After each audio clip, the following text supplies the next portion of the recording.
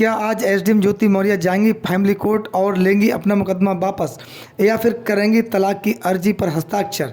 क्या एसडीएम ज्योति मौर्य आज भी न्यायालय से दूरी बनाएंगी और अपने अधिवक्ता के माध्यम से देंगी हाजिरी माफी न्यायालय के समक्ष?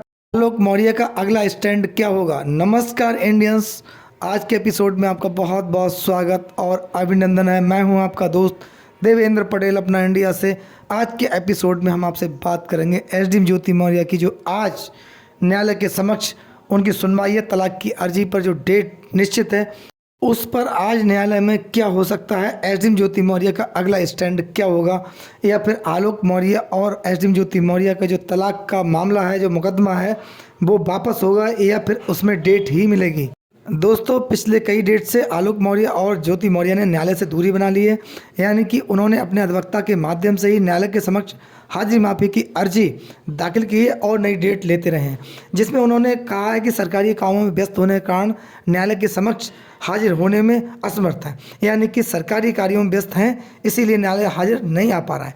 हालांकि आलोक मौर्य तो न्यायालय के समक्ष गए थे, जब उन्होंने शिकायत वापस नहीं ली थी उससे पूर्व न्यायालय के समक्ष गए थे और ज्योति मौर्य ने अपने अधिवक्ता के माध्यम से ही हाजिरी माफ़ी लगाई थी। लेकिन जब आलोक मौर्य ने अपनी शिकायत वापस ली उसके बाद ये तमाम खबरें आई कि आलोक मौर्य और ज्योति मौर्य एक हो गए हैं और उन्होंने आपस में अपनी जो विवाद थे, आपस में जो तल्खियाँ थी, वो दूर कर ली हैं। कहीं ना कहीं दोनों के बीच सामंजस्य नहीं बन पा रहा था, उसमें कहीं ना कहीं गुंजाइश थी और दोनों में सामंजस्य बन सका है।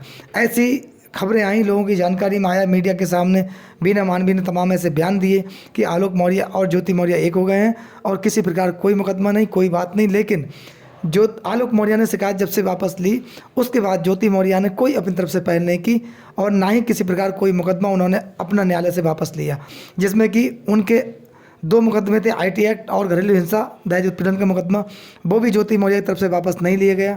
और जो तलाक का मुकदमा था फैमिली कोर्ट में, उसमें भी अभी तक ज्योति मौर्य ने अपनी कोई एफिडेविट या फिर उपस्थित होकर बयान नहीं दिया कि मैं अपना मुकदमा वापस ले रही हूँ। हालांकि आलोक मौर्य ने अपनी शिकायत वापस ली और पहल स्टार्ट की, लेकिन उस पहल को अंजाम तक पहुंचाने में कहीं ना कहीं ज्योति मौर्य ने देरी कर दी और आज तक अपना कोई मुकदमा वापस नहीं लिया। इसके पीछे कारण क्या है? ज्योति मौर्य का कोई बयान नहीं आलोक मौर्य के पक्ष में, और ना ही ज्योति मौर्य ने मीडिया के सामने आकर जो उन पर आरोप थे उन आरोपों का खंडन किया और ना ही कोई आज तक एविडेंस दिया। यानी कि एसडीएम ज्योति मौर्य ने पूरे प्रकरण में चुप्पी साध ली और जो भी उन्होंने बात रखनी थी, जो बात कहनी थी मनीष दुबे को या ज्योति मौर्य को, वो केवल बीना मानवी के द्वारा कहलवाई गई मीडिया के सामने, और बीना मानवी ने ही इनके पूरे प्रकरण में बयान दिए, ना कि आलोक मौर्य के मामले में ज्योति मौर्य ने और ना ही मनीष दुबे ने कोई बयान दिया। स्टार्टिंग में मनीष दुबे के बयान थे वो केवल आलोक मौर्य का उपहास उड़ाने मात्र थे। इससे महसूस हुआ कि आलोक मौर्य को मनीष दुबे किस नज़र से देखते हैं। स्टार्टिंग में ज्योति मौर्य के भी बयान कुछ आए थे, उसमें आलोक मौर्य को वो गलत साबित करते हुए आई, यानी कि उनके बयान जो थे आलोक मौर्य के अगेंस्ट ही थे। मनीष दुबे के लिए उन्होंने एक शब्द भी कहीं नहीं बोला, ना ही मनीष दुबे ने ज्योति मौर्य को एक शब्द बोला, यानी कि सबके टारगेट पर कौन था? आलोक मौर्य केवल।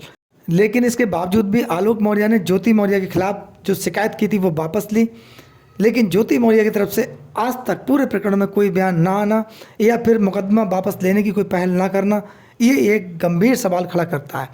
क्या ज्योति मौर्य अब न्यायालय के समक्ष पेश होंगी? क्या आलोक मौर्य न्यायालय के समक्ष पेश होंगे? लेकिन इसमें आज भी गुंजाइश बहुत कम है।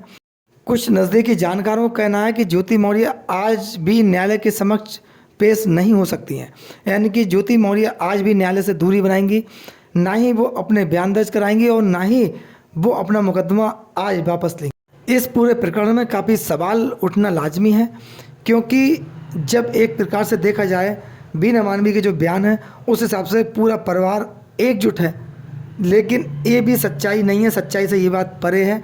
आलोक मौर्य और ज्योति मौर्य के बीच आज भी सामंजस्य की स्थिति नहीं है। आलोक मौर्य और ज्योति मौर्य एक साथ एक छत के नीचे नहीं है, यानी कि आलोक मौर्य कहीं ना कहीं ज्योति मौर्य से आज भी किन्हीं कारणों बस दूर है। इस पूरे प्रकरण की वजह से आलोक मौर्य ही नहीं बल्कि उनका पूरा परिवार कहीं ना कहीं देखा जाए तो पीड़ित है।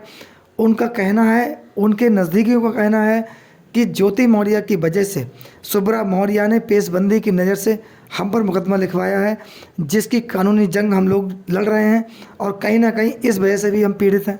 आरोप और प्रत्यारोप की कहानी बहुत लंबी है, ये फहरिस्त बहुत लंबी है, जिसको सुलझा पाना बहुत मुश्किल है, इसके पीछे कारण लोग मानते हैं मनीष दुबे को, इसको पीछे कारण मानते हैं लोग ज्योति मौर्य को। उनके परिवारजनों का कहना है कहीं ना कहीं ज्योति मौर्य अगर ठीक एंगल पर काम करें, यानी कि परिवार पर नज़र बनाए रखें और उनकी सोच में कहीं ना कहीं तब्दीली आए, जिस प्रकार के आरोप आलोक मौर्य ने लगाए थे वो एक परिवार को बनाए रखना, बांधे रखने के लिए बहुत हानिकारक है। यानी कि जब परिवार में डिस्प्यूट पैदा होते हैं तो इसी प्रकार से होते हैं। जिस प्रकार आलोक मौर्य ने अपनी पत्नी ज्योति मौर्य पर जो आरोप लगाए थे वो बहुत गंभीर प्रवृत्ति के थे। इससे परिवार का विखंडन होना स्वाभाविक है। ऐसे में ज्योति मौर्य ने तलाक की अर्जी डाली न्यायालय के समक्ष, और तलाक का मुकदमा डालने के बाद ये और क्लियर हो गया कि ज्योति मौर्य आलोक मौर्य से कहीं ना कहीं दूर जाना चाहती हैं। हालांकि ज्योति मौर्य ने एक बार ये कहा था, स्पष्ट क्लियर किया था कि मैं आलोक मौर्य से बहुत लंबे समय से दूर हूँ, मेरा आलोक मौर्य से कोई लेना देना नहीं है, मैं उसकी वजह से डिप्रेशन में हूँ। यानी कि आलोक मौर्य को ही स्वयं दोषी उन्होंने बताया था। जब ज्योति मौर्य से मनीष दुबे के मामले में प्रश्न पूछा गया तो कहीं ना कहीं वो उस प्रश्न से बचती हुई नजर आई। बीना मानवी के भी बयान आलोक मौर्य के विपक्ष में ही थे। जिस प्रकार के बयान स्टार्टिंग में ज्योति मौर्य ने दिए थे ठीक उसी प्रकार से बीना मानवी के बयान थे।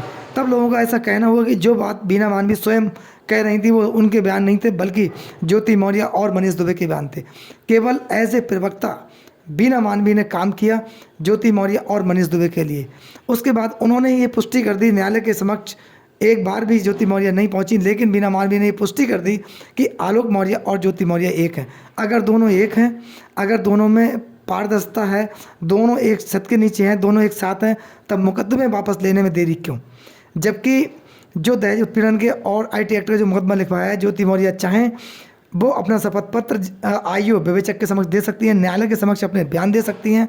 ठीक उसी प्रकार से जो तलाक का मुकदमा है उसकी अगर वापसी चाहें तो ज्योति मौर्य एक डेट में उस मुकदमे को अपना वापस ले सकती हैं, न्यायालय के समक्ष स्वयं हाजिर होकर और एफिडेविट देकर। लेकिन उन्होंने ऐसा आज तक नहीं किया है, जिसमें लगातार डेट पड़ती रही, ज्योति मौर्य न्यायालय के समक्ष हाजिर नहीं हुई। इसको लोगों ने एक अलग रूप से समझा, लोगों ने इसके पीछे बैकग्राउंड जानने की कोशिश की। लोग जानना चाहते आखिर इस पूरे प्रकरण के पीछे कहानी क्या है।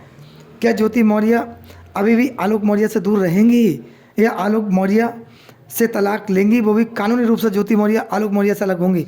इन दोनों के बीच में कोई ऐसा डिस्प्यूट है जिसकी वजह से एक होना पॉसिबल नहीं है। ये तमाम ऐसे कारण हैं। लेकिन भ्रष्टाचार हुआ, अवैध धन वसूली हुई, ये ज्योति मौर्य का निजी मामला नहीं था। उन पर जो अवैध संपत्ति अर्जित करने का आरोप था वो निजी मामला नहीं था। इस पर जांच होना भी जरूरी थी। ये किसी के व्यक्तिगत पारिवारिक विवाद से हटकर ये मामला था, क्योंकि एक प्रशासनिक अधिकारी पर अगर इस प्रकार के गंभीर आरोप लगें तो उसकी जांच होना न्याय हित में और देश की जनता हित में, देश हित में बहुत ज़रूरी है। दोस्तों, आप देश के जागरूक नागरिक हैं। शासन और प्रशासन द्वारा इस पूरे प्रकरण पर किस प्रकार कार्रवाई करनी चाहिए, अपनी राय हमें कमेंट्स बॉक्स में ज़रूर दें। आपके प्यार और सहयोग के लिए बहुत बहुत धन्यवाद। नमस्कार, जय हिंद, जय भारत, धन्यवाद।